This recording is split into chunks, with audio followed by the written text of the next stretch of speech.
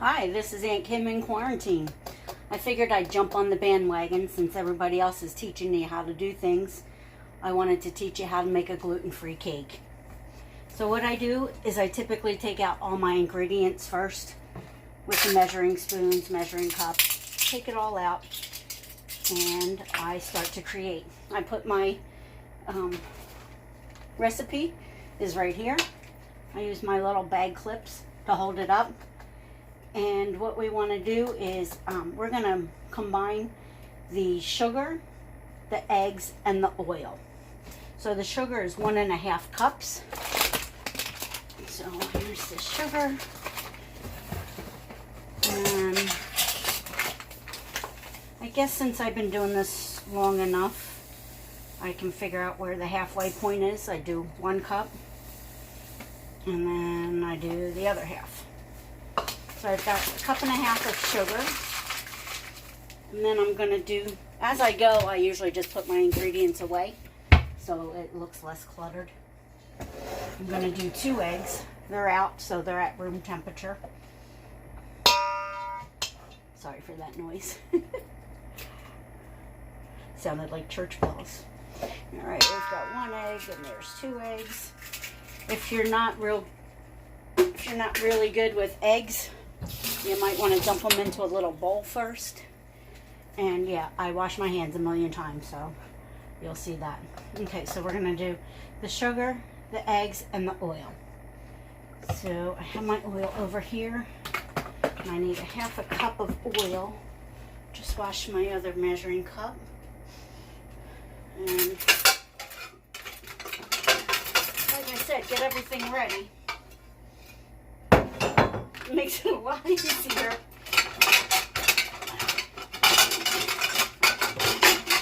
Especially when you bury your measuring cup. Alright, so we're going to do 1/2 cup of oil. I'm going to get it real close.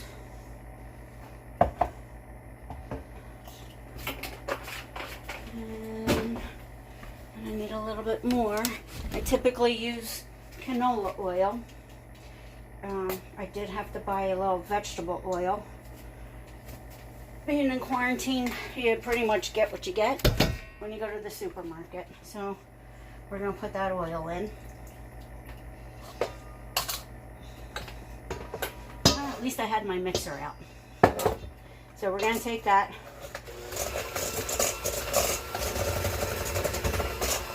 And we'll just mix in.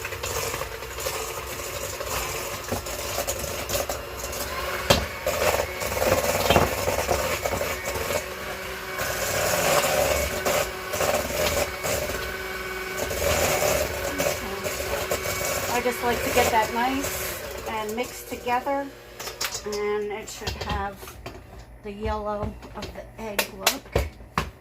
That's it. Okay, so just want to show you it's yellowy from the egg. All right, now I've measured up 2 cups of Aunt Kim's gluten-free flour, and to that we're going to add some baking powder. We do want the cakes to rise up a little bit. Got 1 teaspoon. Those I just put them in and get the edge of the tin foil, and it makes a nice smooth cup. So we're going to do some salt. It says 1/2 teaspoon. I'm not a fan of salt, so I do the 1/2 teaspoon, but I don't fill it all the way. I've got high blood pressure, among other things. So I leave a little bit of room there. So I'll dump that in. And I'm going to put these away right here. I hate when the counter is too cluttered. And I've got 1/2 teaspoon of baking soda. So this one is baking powder and baking soda. And my Aunt Kim's flour has some baking soda, some baking powder in it. So I'll go a little bit over on the baking soda, just very little. All right, so that's done. And now what we're gonna do with this is we're gonna mix in our dry ingredients with the buttermilk. Now this calls for buttermilk. I don't buy buttermilk. I make it. This is one cup of milk. This is my white wine vinegar. And I will take 1 tablespoon and put that right in there.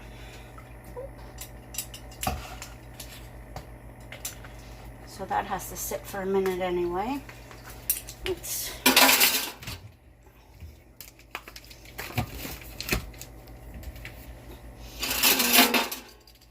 and I always do that. And I get it put away and then realize, oh, you need that. So this also calls for water. I don't know how much you've used gluten-free flour, but it absorbs all the moisture in whatever you're making. So the next step with this, we've got our flour, our sugar, baking powder, salt, vanilla, I can add that afterwards, the eggs, the oil, buttermilk right here, some water, and the baking soda's in there. And whenever you're using buttermilk and flour, you alternate. I put in about half of the flour, so it's a good cup. I start mixing that. And then I use about half a cup of the buttermilk. The buttermilk will look chunky, and that's perfectly fine. That's what the vinegar does to it. It chunks it up. Alright, so you can just mix that on medium. We're going to add in the last of the flour. And we're going to add in the last of the buttermilk.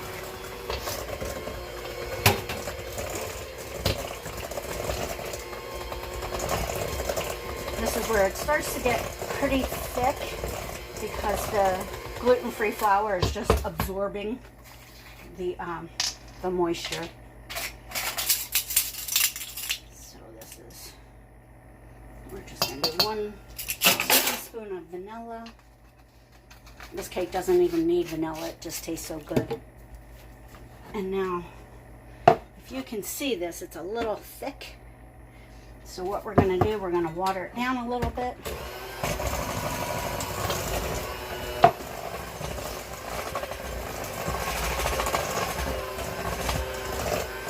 It's anywhere from a half a cup of water to a cup. So far I've used about a half. And it's going to take about 3/4 of a cup of water.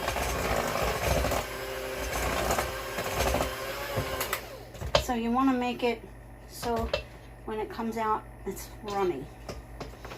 Okay. So we're going to let that sit for a minute. And I'm going to make a 6-inch cake. So I'm going to bring you over to my dining room table. And hi, I'm back. I have 2 6-inch pans here. And as most of you know with celiac, it's not just celiac. So I like to sit whenever I can. Take a piece of parchment paper. Take a piece of parchment paper and I fold it in half. It's real nice if you have a pen or a pencil. I have my husband's handy dandy Runch pen. So here's my 6-inch pan. I put it right over top of the folded parchment paper and I'm going to draw a circle around it. Hold on to it from the inside and draw a circle. You want to draw the bottom, not the tops. Now when you cut this out, you don't want to eat pen, so just go on the inside of your circle and cut that around.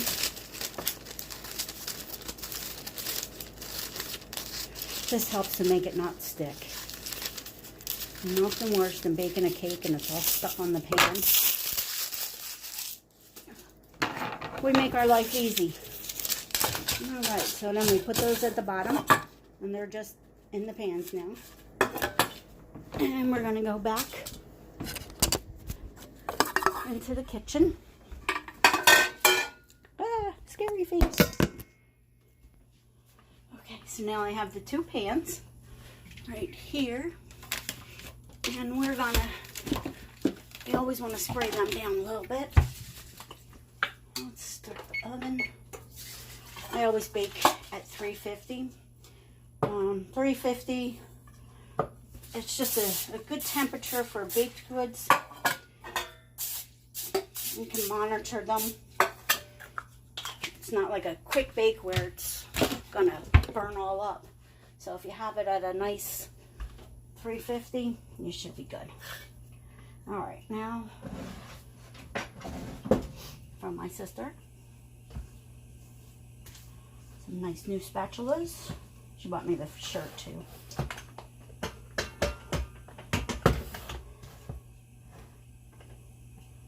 All right, so we're going to pour these into the pan, and we're going to go a little more than halfway up the pan. See how that folds in real nice? Because we added that little bit of water. Oh yeah, beautiful.